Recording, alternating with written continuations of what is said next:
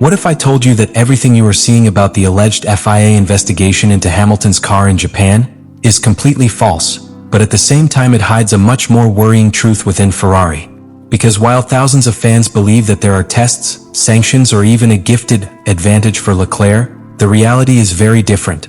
One where Hamilton is lost with the car, where the SF26 behaves unpredictably, and where, without many realizing it, an internal gap is beginning to open that can change the balance within the team. The question is, how do we go from a made-up headline to a real situation where Leclerc could have an advantage? But not because of what everyone believes? What happened in Japan has absolutely nothing to do with what many are saying, and to understand it you have to go directly to the origin of the problem, because Ferrari arrived at Suzuka with very high expectations after the start of the season, in a context where it was already sensed that they could fight at the front. But this circuit is different. Suzuka is not just any track. It is a relentless judge who exposes every technical weakness with no room to hide anything, and what he revealed was an uncomfortable reality that is already beginning to generate tension within the team. From the first sessions of the weekend, the picture began to go wrong, because although Hamilton's times could seem competitive on the surface, the real difference with the reference teams was much greater than what the tables indicated, and this is key because in Formula One it is not just about the final time but about how it is achieved. And in this case the Briton was pushing the car to a limit that was not sustainable, which ended up being reflected in something much more serious than a simple lack of rhythm, the total loss of confidence. That phrase he left on the radio is not a minor detail, it is an alarm signal within any team, because when a driver like Hamilton admits that he is slow because he does not trust the car, what he is really saying is that the car does not respond in a predictable way, that there is no solid base on which to build performance. And this takes us directly to the heart of the SF26 problem. A car that lives in a kind of unstable equilibrium where any small change pushes it outside its optimal window. And this is where everything begins to take shape, because the Ferrari not only suffers from persistent understeer that limits corner entry, but can also change its behavior abruptly towards oversteer, as happened in critical areas of the circuit, generating a feeling of constant insecurity. And this is not simply uncomfortable, it is devastating at a competitive level, because it prevents the driver from attacking with confidence, which is precisely what differentiates the best on a technical circuit like Suzuka. But while all this is happening on one side of the garage, on the other a completely different story begins to be built.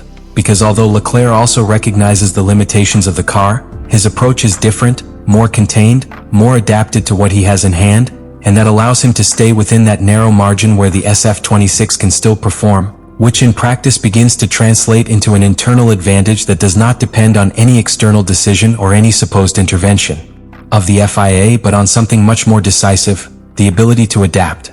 And this is where the story changes completely, because we are no longer talking about a baseless viral theory, but about a real scenario in which Ferrari is not only behind its direct rivals, but also begins to divide internally into two very different realities, one where Hamilton fights against the car, and another where Leclerc begins to understand how to survive it. And in a sport where every thousandth counts, that difference can be the beginning of something much bigger. As the weekend in Suzuka progressed, the situation within Ferrari began to take on a much more worrying tone, because it was no longer just a car that was difficult to drive, but rather a car that forced its drivers to adopt completely different approaches in order to survive on the track. And this in Formula One is a clear sign that something is not working at the base of the project. Hamilton, for his part, was trapped in a very complicated spiral, because each attempt to find performance took him to a limit where the car was no longer predictable, and that generated a cumulative effect. The more he pushed, the less confidence he had, and the less confidence he had, the further he was from the real pace, which explains why his times could seem reasonable at certain times but did not reflect the true competitive potential against rivals like McLaren or Mercedes. This disconnection between the stopwatch and the driver's sensation is one of the most dangerous situations that a team can experience, because it even makes the development of the car difficult by not having a clear direction.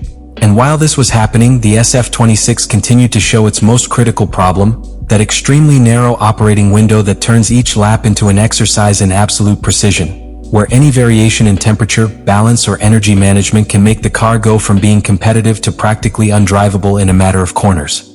This erratic behavior not only limits performance, but completely conditions the strategy, because it forces engineers to be conservative, further reducing the margin of attack against their rivals.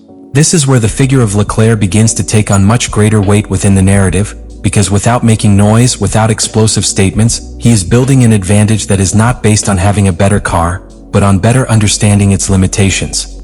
While Hamilton struggles to find a solid footing, Leclerc appears to have accepted the imperfect nature of the SF26 and works within that framework, allowing it to be more consistent and, above all, more efficient in extracting performance in difficult conditions.